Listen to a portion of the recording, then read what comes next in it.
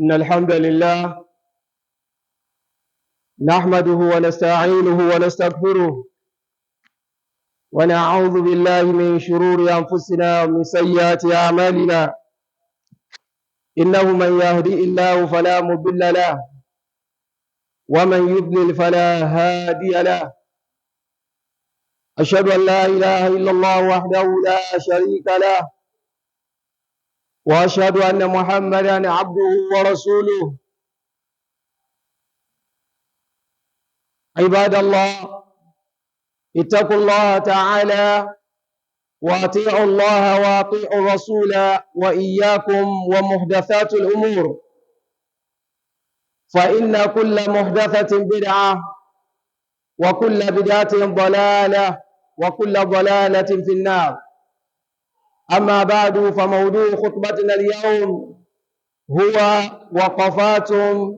مع مولد الرسول صلى الله عليه وسلم والاحتفال به في شريعة الإسلامية. أيها المسلمون، الوقفة الأولى في يوم ولادته صلى الله عليه وسلم. ولد النبي محمد صلى الله عليه وسلم يوم الاثنين، لما رواه مسلم في صحيحه عن أبي قتادة الأنصاري أن رسول الله صلى الله عليه وسلم سئل عن صوم الاثنين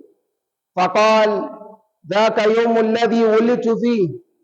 قال ابن عبد المبارك قال ابن عبد البر قال ابن عبد البر: لا خلاف أنه ولد يوم الاثنين. وبه قال ابن كثير، ثم قال أي ابن كثير: وأبعد بل أفقه من يقول أنه ولد يوم الجمعة ب17 خلة من ربيع الأول. عباد الله، الوقفة الثانية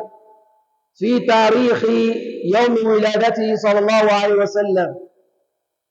أيها المسلمون، اختلف المؤرخون في تحديد يوم ولادة النبي صلى الله عليه وسلم على أقوال. قال بعضهم إنه ولد يوم الثاني من شهر ربيع الأول، وقيل ولد في اليوم الثالث من يوم ربيع الأول، وقيل في يوم الثامن من ربيع الأول، وقيل في يوم التاسع من ربيع الأول. وهذا الذي رجحه الشيخ صالح العثيمين رحمه الله تعالى، واختاره صفي الرحمن المباركفوري رحمه الله تعالى في كتابه الرحيق المختوم. ومنهم من قال أنه ولد في يوم العاشر من شهر ربيع الأول، وقيل ولد في يوم ال12 من شهر ربيع الأول، وهذا هو المشهور عند الجمهور من غير جزم. الوقفة الثالثة عباد الله في شهر ولادته صلى الله عليه وسلم، وفي خلاف أيضا على أقوال، والمشهور أنه ولد في شهر ربيع الأول، وقيل إنه ولد في ربيع الأخير، وقيل إنه ولد في شهر صفر، وقيل في شهر رمضان. عباد الله، تفكروا لماذا الاختلاف في تاريخ يوم ولادة رسول صلى الله عليه وسلم وشهره، ولماذا لم يختلف العلماء الربانيون في أنه ولد في يوم الاثنين؟ الجواب والعلم عند الله. ذكر العلماء أنه اختلفوا في شهر ولادته وفي تحديد يوم ولادته، لأن ذلك لا يترتب على ذلك حكم شرعي، وإلا لو كان يترتب على ذلك حكم شرعي أو عمل مشروع لما كان فيه هذا الاختلاف. ولا يكون فيه نص صريح كما في حديث أبي قتادة الذي جاء في تاريخ يوم ولادته أنه ولد في يوم الاثنين. الوقفة الرابعة عباد الله والأخير الاحتفال بمولد النبي صلى الله عليه وسلم. إن مثل هذه الاحتفالات لم تكن موجودة عند المسلمين الأوائل بل ولا في القرون المفضلة حتى جاءت الدولة الفاطمية يقال لهم العبيديون، وهم أبناء ميمون بن ديصان المشهور بالقداح، وقيل إنه يهودي وقيل إنه مجوسي. هؤلاء هم الذين أحدثوا احتفال بالمولد النبي صلى الله عليه وسلم. عباد الله، قد احتفل الفاطميون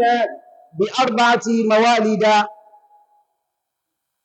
احتفلوا بمولد النبي صلى الله عليه وسلم ومولد علي بن أبي طالب وولديه الحسن والحسين رضي الله عنه جميعا. وظلت هذه البدعة يعمل بها حتى جاء بدر الجمال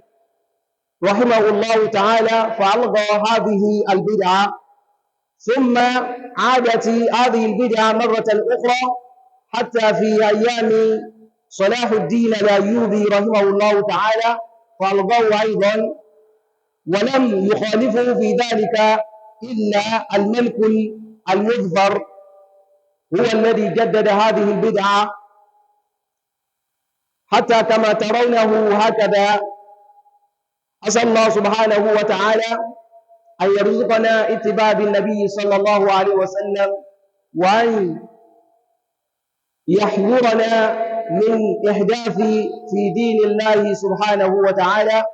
إنه ولي ذلك والقادر عليه. أقول ما تسمعون واستغفر الله لي ولكم ولسائر المسلمين من كل ذنب فاستغفروه إنه هو الغفور الرحيم. الحمد لله،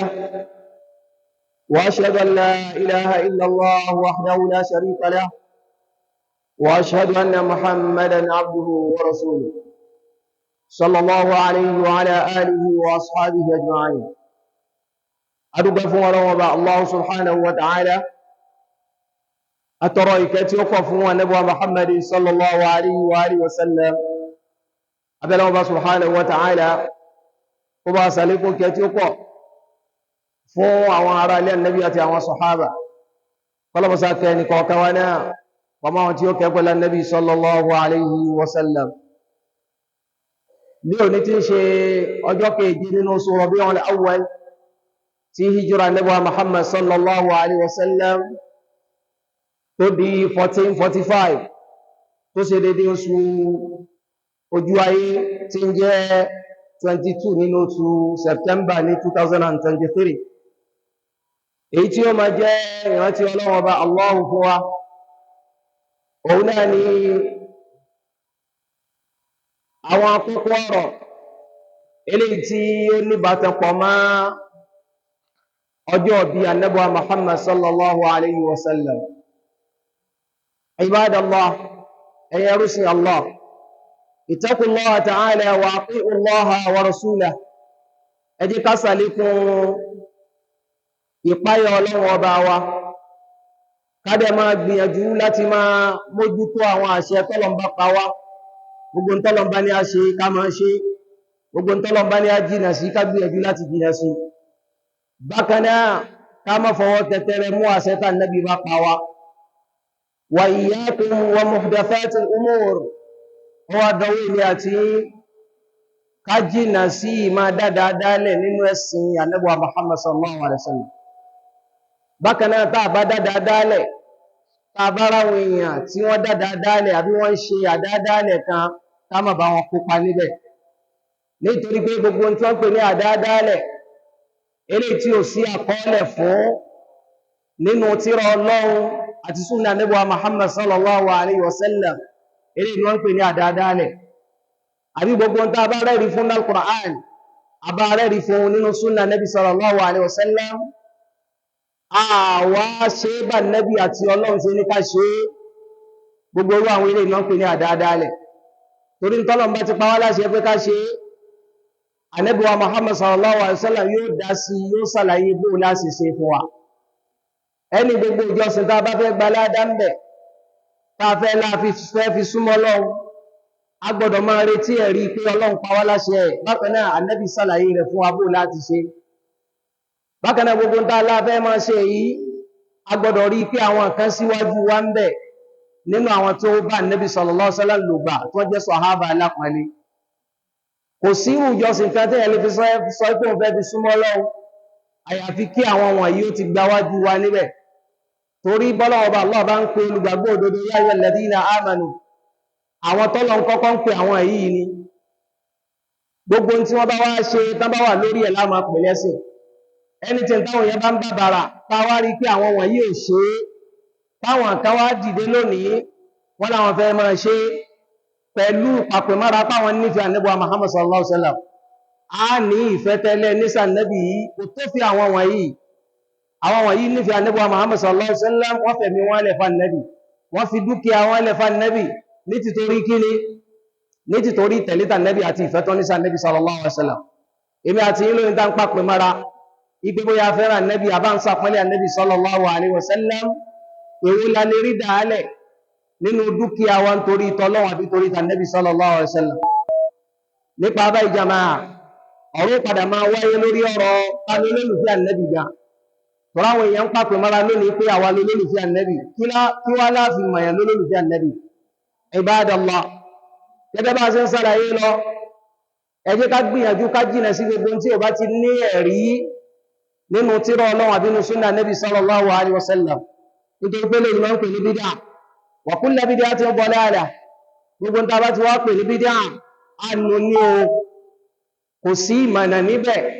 kò sí bó ṣe lè táwọn èèyàn fi kádàrà sí tó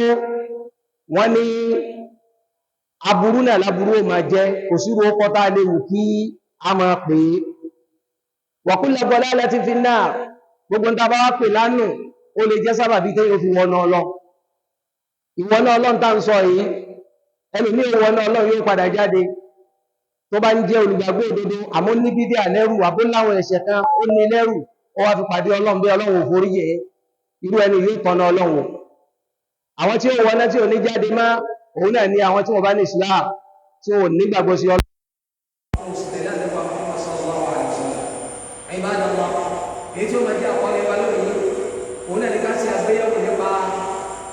ọjọ́ ọdí àníwá Muhammad sallallahu alaihi wasallam àwọn ẹ̀kọ́ tí ẹgbẹ́ mọ̀ nípa rẹ̀ alákọ̀ọ́kọ́ òun ní ẹni pé yóò mú ìdájẹ́ tí nàbí sallallahu alaihi wasallam ọjọ́ òun ọdí ànẹ́bìgà sallallahu alaihi wasallam lọ́jọ́ àrí àkọọ́lẹ̀ nínú hadithu tí ìmáàmù Muslim tí wọ́n gbà wá látọ̀dọ̀ àwọn tó gbà lọ́dọ̀ ọ̀kan náà sọ̀hábà alápẹ̀lẹ́ tàbí sí Abu Qatada ní àníwá Muhammad sallallahu alaihi wasallam su'ila an sawmi al-ithnayn àwọn yàgbé lọ́nà lẹ́bi pé àrí ọlọ́mọ ń bá ọjọ́ Monday kí ni jísọ ọmọ fi ń gbà àdẹ́tí wọn fún wọn ní síbá yìí pé ìjọ Monday yìí ọjọ́ yìí ni wọ́n bí ní àdẹ́tí sallallahu alaihi wasallam dhaka yawmul ladhi wulidtu fihi ọjọ́ yìí wọ́n bí ní Ibn Abdul Barr ló sàlàyé fún wa wọn ni la khilafa annahu wulida yawmul ithnayn wọ́n kò sí apá ẹnu gbogbo àwọn tọ́lá ya apá lórí ọ̀rọ̀ yìí ọ̀rọ̀ wọn kìí sọ̀rọ̀ dáàkà ìpẹ́tẹ̀ yóò ya apá pé kìí sọ́jọ́ Monday lẹ́bí alẹ́ wọ́n ní gbogbo àwọn afẹ́ ẹni ilé ló pa lọ́wọ́ ọjọ́ Monday lọ́bí alẹ́ sallallahu alaihi wasallam Ibn Kathir náà dá sí kódà Ibn Kathir wọ́n sàlàyé fún pé wà á wà á dùbà ní àfà Ibn Kathir ní ilé tó jìnà sódodo ó sì kí àṣìṣe òun náà ní pé ọ̀rọ̀ táwọn èèyàn sọ pé ẹ̀lẹ́ wúlì ilẹ̀ yóò rújú máa ipé wọ́n bí àlẹ́bí ní ọjọ́ máa lè sábẹ̀ aṣọ ó láti ní ọ̀rọ̀ bí àwọn nínú oṣù ọ̀bí ìlà ọ̀wẹ̀ wọ́n ní ọ̀rọ̀ yìí jìnà sódodo gbogbo àwọn afẹ́ ẹni rẹ̀ pé wọ́n pa ọ̀rọ̀ mẹ́rin lọ́dẹ̀ àlẹ́bí sọ̀rọ̀ sọ̀rọ̀ gẹ́gẹ́ bí àdínkù tó ti wà lórí ẹ̀ ilé ìwé tó wá pé ìjẹ ẹnu ẹni níyà òun náà ní kẹ́lẹ̀ fún ya wa ipe ọjọ́ mẹ́rin lẹ̀sìn ọlọ́run bá wà ló ka ìyapa wọn fún ìbádàn wa eléyìí alákọ̀ọ́kọ́ nínú tí kókó tó yẹ ká mà nípa ọjọ́ bí Ànábì sallallahu alaihi wasallam ọjọ́ tí wọ́n bí Ànábì sallallahu alaihi wasallam ọjọ́ wọn ni àmọ́dé tí wo ló bọ́ sí inú oṣù wo ló bọ́ sí eléyìí ni àwọn àfẹ́sì wọn lọ lọ́wọ́ pẹ̀lú yẹ kókó ẹlẹ́ẹ̀kejì ó lẹ́nu pé déètì wọ́n bí Ànábì sallallahu alaihi wasallam déètì wo ni àwọn àfẹ́ onígbà wọ́n ní ẹnu àwọn àfọ́kù lórí eléyìí àyínú àwọn afá mi lọ sọ pé nígbà tí wọ́n wá di ìta dáadáa lọ́dọ̀ àwọn onígbà wọ́n ní ọjọ́ tí wọ́n bí Ànábì sallallahu alaihi wasallam déètì yẹn wọ́n ní ọjọ́ kejì ní oṣù ọ̀bí òun àwọn ẹ̀jẹ̀ àwọn àmì ní ìjọ kẹta ni àwọn àmì ní ìjọ kẹjọ ni àwọn àmì ní ìjọ kẹsàn ni àwọn àmì ní ìjọ kẹwàá ni àwọn àmì ní ìjọ kejìlá ni ìyapa ìlú yìí wà lọ lóríṣiríṣi jàmá àmì eléyìí tí wọ́n ní ìtàn fìdí ẹ̀ múlẹ̀ tó lálàáfíà jù òun náà ní pé ọjọ́ kẹsàn-án nínú oṣù ọ̀bí òun àwọn wà ní wọ́n bí Ànábì sallallahu alaihi wasallam àmì eléyìí tó gbajúmọ̀ láwùjọ wa òun ní kọjọ́ kejìlá ní bí Ànábì eléyìí ló bá táwọn àmì tó láwọn fi ìsayẹyẹ ọjọ́ bí Ànábì náà àgbọ̀ ohun tí ẹ̀sìn ọlọ́wọ́ wà tó fi wò ó ibadallah ó pẹ́ ẹlẹ́kẹta òun náà ní fi ṣáà ní àdìtì oṣù wo gẹ́gẹ́ bí Ànábì sallallahu alaihi wasallam eléyìí náà wà fún àfihàn bámẹ́wọ́ pé wọ́n yóò yé wá ní pé àwọn àmì ní oṣù ọ̀bí lọ́wọ́ wá ní eléyìí ó gbajúmọ̀ dáadáa ó sì jẹ́ pé eléyìí náà ló fẹ́ súnmọ́ àmọ́ déètì ọjọ́ kejìlá yẹn àwọn àfẹ́sùn tó yé wá pé eléyìí ò fẹsẹ̀ múlẹ̀ kódà ọjọ́ kejìlá ní oṣù ọ̀bí lọ́wọ́ wá ó fẹsẹ̀ múlẹ̀ pé ọjọ́ yẹn l'Ànábì jáde láyé ju déètì pé ká sọ fọ́jọ́ kejìlá ní ọbí Ànábì lọ làwọn afá máa fi ń challenge àwọn afọ́nsún náà máa fi ń challenge àtàǹsẹ̀ wọn lórí Ànábì pé ẹ̀yìn tẹ̀sẹ̀ wọn lórí Ànábì ní ọbẹ̀ kejìlá àbíjọ́ wò lẹ́sẹ̀ wọn lórí Ànábì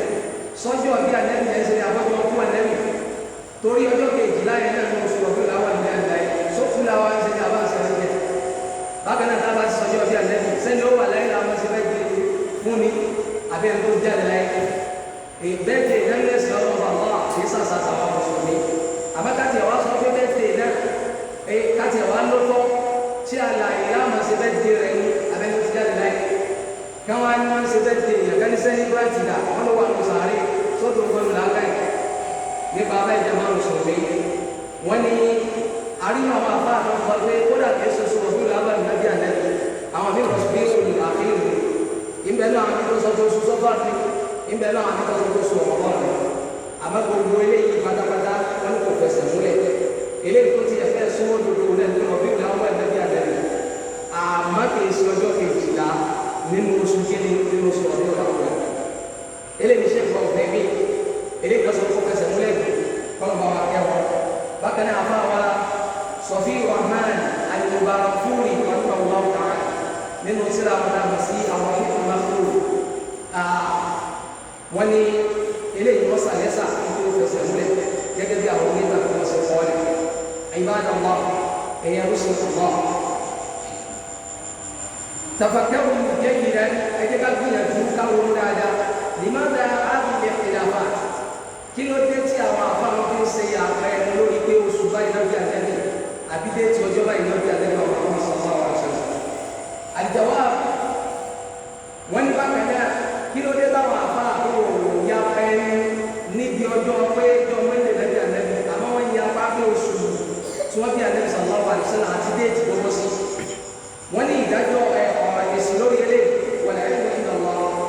dákàrọ̀ áhùn ilẹ̀ àyẹ̀wò láyé tàmọ́tà wà ní àádọ́ àwọn olóògùn ṣẹ̀ráì wọ́n ní tó bá táwọn àfẹ́sì lọ́bí yapa lórí ẹ̀rẹ́ pé ẹ̀sìn ògbéjọsìn kankan yẹn fún wa ní déètì ọjọ́ tó ń bí Ànábì àkóso tó ń bí Ànábì sallallahu alaihi wasallam ló jẹ́ àwọn àkómọ yapa ẹ̀ nítorí pé ẹ̀sìn ọ̀ràn wa ká ṣe iṣẹ́ ìjọsìn kankan bẹ̀ tó bá lọ́jọ́ pé ẹ̀sìn bá ti ẹ̀fẹ́ ká ṣe iṣẹ́ ìjọsìn kan bẹ̀ wọn ò ní máa ṣe yapa ẹni lórí déètì tó ń bí Ànábì sallallahu alaihi wasallam nígbà ó yẹ kí ọjọ́ tó bí Ànábì wò ṣe ya pẹ́ẹ́nu lórí ẹ̀ ní ẹ̀sìn fi sí ìjọsìn kalẹ̀ fún wa mẹ́ kí o parí ọ̀rọ̀ yìí wáyé ìjọ mẹ́tẹ̀ ní sèse wọn náà ní sọ̀tọ́ sí náà máa ń gáwé mẹ́ ó dẹ̀ wà ní súnà lẹ́sìn lẹ́sìn káwọn náà ká gáwé ní àyájọ́ ọjọ́ yìí nígbà tó yẹ kí ẹ̀sìn ọlọ́run bá fún àfẹ́síkásì ìgbàgbà kan bẹ̀ kò jẹ́ káwọn àfọ ya pẹ́ẹ́nu bẹ̀ kò fi ya pẹ́ẹ́nu sílẹ̀ nítorí kí ẹ̀sìn bẹ́ẹ̀ fún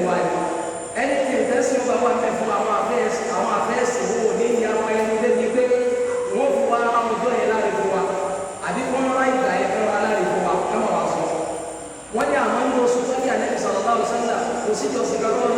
tó lábọ̀ wá lọ́rùn mẹ́ kódà tó bá lọ jẹ́ pé ìjọsìn bá ti wà ń bẹ̀ ìjọba mùsùlùmí ànábì ò ní dákẹ́ lórí ẹ̀rọ àwọn sọ̀rọ̀ ò ní dákẹ́ lórí ẹ̀rọ ànábì tó sàlàyé fún adábáfẹ́ wọ tọ́ílẹ̀tì ní láti ṣe inú káwọ tọ́ílẹ̀tì àti ká sọ bí ọ̀bí ànábì sọ̀rọ̀ ọ̀sẹ̀ tẹ́ẹ̀rí bá wà èwo ló yẹ ká gbọ́dá fún méjèèjì ká sọ bí ọ̀bí ànábì àmọ́ kò sẹ́rí fún àwọn afáwájú ọba pé ká bá wọ tíra lábọ̀ pẹ̀lẹ́lẹ̀ tírẹ́sì ní ibi tó ti kọ́ chapter mọ̀lúdì nàbí sọ̀rọ̀ chapter bá di ànábì ọ̀rọ̀ yẹn lórí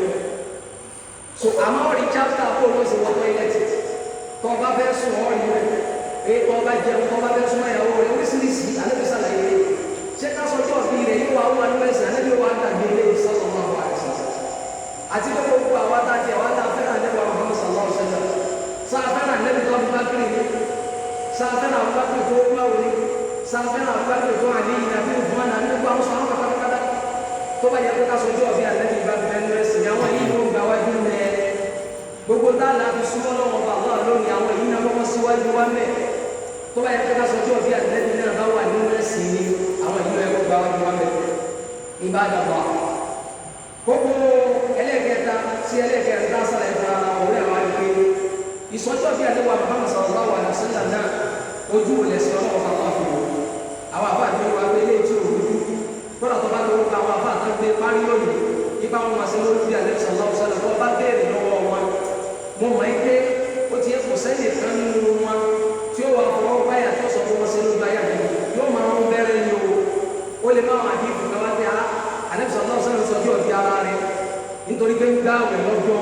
tí wọ́n bí ọjọ́ tá a bá sì ti ń gbá àwẹ̀ lè sọjọ́ ọdún nítorí bá fi lè mú wa gbà àwẹ̀ oye lọ́jọ́ ọjọ́ òwe sọjọ́ ọdún lẹ́sìn ọlọ́run tó sọ fún wa pé wọ́n gbọ́dọ̀ gbà àwẹ̀ láyé ọjọ́ ọdún so tó bá lọ jẹ́ pé àdéhùn sallallahu alaihi wasallam gbá àwẹ̀ ìjọ mẹ́ndé yẹn sọjọ́ bí àdéhùn ní fi ń gbá àwẹ̀ ìjọ tó bá jẹ́ ọjọ́ ọdún àìgbà àwẹ̀ bákan náà ẹ̀rí ẹ̀sìn nígbà tí ń ka ọdún fún wa ọdún méjì ló kà ọdún ìtúnu àwẹ̀ àti ọdún léyà àwa là ń fi kún lónìí ipe ọdún mọ́lúdì o fún àwọn yóò fún ọkìra wọn àpò ọdún mọ́lúdì kò sí ní sáńpẹ̀ bẹ́ẹ̀ kò sínú àkọọ́lẹ̀ ìwé ẹ̀sìn ìjọba mùsùlùmí wọ́n ní mọ́lúdì yìí Ànábì ò ṣe gbogbo àwọn sọ̀hábà rẹ̀ pátápátá wọn ò ṣe 100 years oye nígbà tá Ànábì ló kò ṣe 200 years 100 years ó tún tẹ̀lé tí ó mẹ́jẹ́ 200 years ó ṣe 300 years ó ṣe bọ́n ti ń bá a lọ nìyẹn kó fi di bíi 400 years after 400 years làwọn akẹ́kọ̀ọ́ tó wọ́n nípa àtẹ̀lé yúù àwọn tá a wí wọ́n ní ìran bàbá wọn láti inú júù wọn ti wá pé sí mùsùlùmí nípìnlẹ̀ àwọn náà da ẹ̀sìn ewu débi tí ọlọ́wọ́n bá wọn padà rà ẹ̀yẹ ibi wọn níbi kó àwọn ọ̀kan léwó gàdé wọn ò dẹ̀sùn fún àwọn ọlọ́wọ́n ní àtàkùnlá wọn ẹni tí máa ń ṣe sójà lẹ́nu wọn ò ní dẹ̀sùn fún wọn lọ torí dẹ̀sùn bá ti lẹ́jà wọn lọ ti sàlàyé fún ẹ pé ká padà sínú Al-Qur'an àti Sunnah Nabi sallallahu alaihi wasallam ọlọ́ni fa yín tani azáàtò fi ṣe ọlọ́ni wà á pé olúwa wà á pé Rasul ẹ̀tẹ̀ lọ́lọ́wọ́ ẹ̀tẹ̀ lójú sí ọlọ́run wà ó lulẹ̀ ápè ní kò ẹ̀tẹ̀ láwọn aláṣẹ ẹ̀yìn àwọn tọ́lọ́ bá fi ṣe olùdarí fa yín tani azáàtò fi ṣe tẹ́ẹ̀ bá wọn ṣe méjì tẹ́ẹ̀ ṣe fàmà lórí nǹkan fàmù dúró yíyá wà lọ ẹ̀dá padà sínú kí lọ́lọ́run sọ kí lànà sọ sallallahu alaihi wasallam sọ ní bàbá ìjàmbá mùsùlùmí wọ́n ní àkọọ́lẹ̀ fi wá pé gbogbo àwọn ẹni rẹ̀ kò sẹ́ni kanú wọn tó ṣe mọ́ lódì wọ́n tó dúwá di àsìkò àwọn táwọn sí àwọn àsìkò jù àwọn ẹ̀kẹ́rẹ́pẹ̀ àsìkò fàáfin yóò rí àwọn ọmọdé rẹ̀ wọ́n bẹ̀rẹ̀ sí ní ṣe ọlọ́pàá subhanahu wa ta'ala wà ní ẹni ẹni sábàbí wọ́n pè ní Badruddin Jamali òun jẹ́ nínú àkọ́kọ́ mínísítà àwọn táwọn Egypt ló ti ṣẹlẹ̀ mọ́lú ìdásọ̀ Egypt wọ́n ti bẹ̀rẹ̀ wàhálà rẹ̀ jama èyí tó bí débi tó dé jama ọlọ́pàá subhanahu wa ta'ala ọlọ́pàá ti ṣe sọ́ọ̀rọ̀ kóni wa ni kóni ló ń ga ọ̀làgbà wọn lọ. wọ́n ní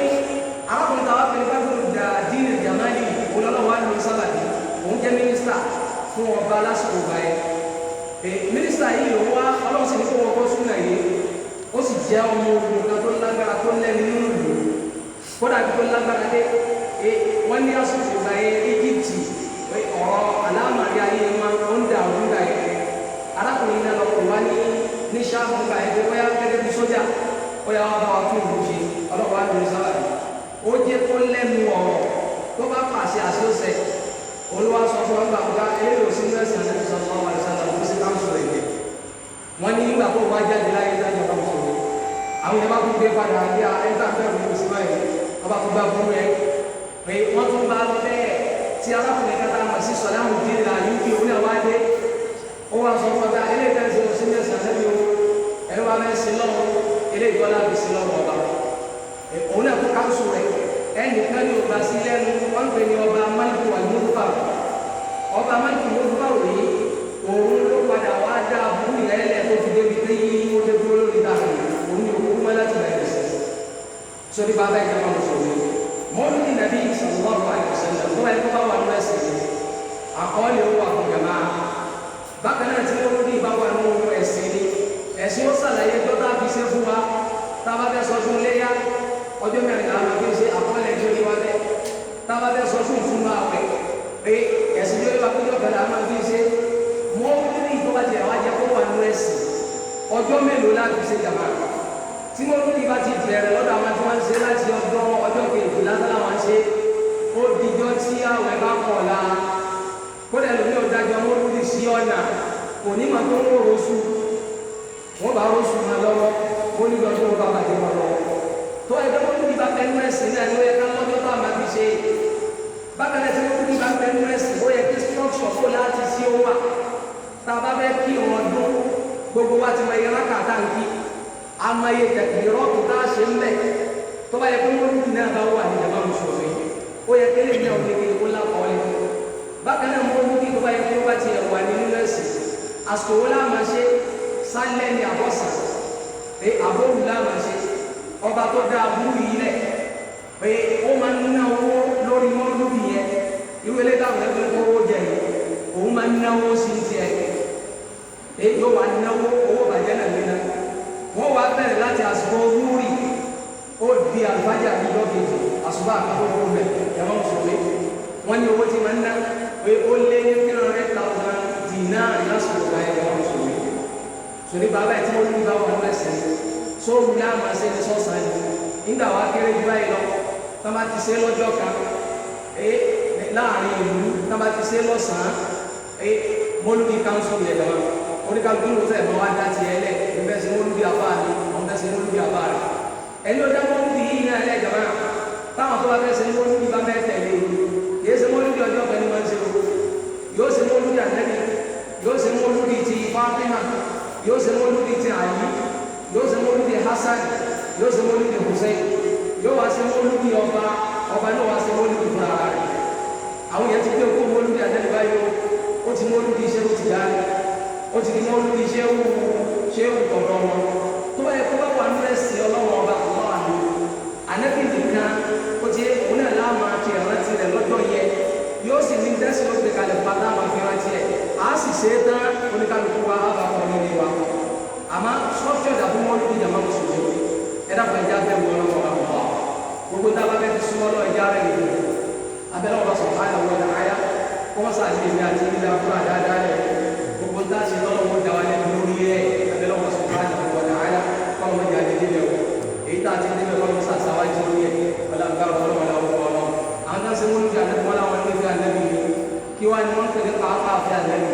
kọ́ wọn bí àwọn abẹ́rẹ́ àdájọ́ ṣe ti ń bọ̀ lọ awa ama ti sawa ta se mo luga ndabi no luga ndabi aba wa ta se mo luga ndabi tora ta se mo luga ndabi nda man ku sawo ya no ni pe se ra ta ni ma se mo luga ndabi e o ta ndabi no sawa wa no ta ndabi sallallahu alaihi wasallam abe yi te fa ndabi je o te se so jo na ndabi sallallahu alaihi wasallam mo bela Allah subhanahu wa ta'ala kuma fi misna wa fa ni so ni mo